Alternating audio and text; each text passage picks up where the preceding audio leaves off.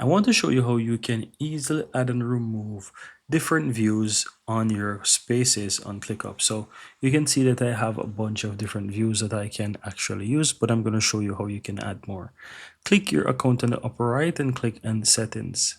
Now under this section, click on spaces on the left, and towards the right, you can see required views. If you click on that, you can turn on whatever it is. So you have calendar view.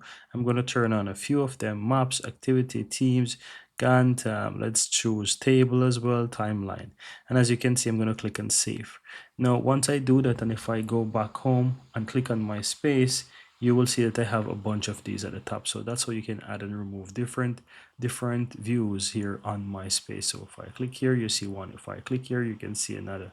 Some of them you might require a different plan to really use them, but you can see how you can access the different spaces views as you can see here and ClickUp. And that's pretty much it, guys. Very easy and very simple.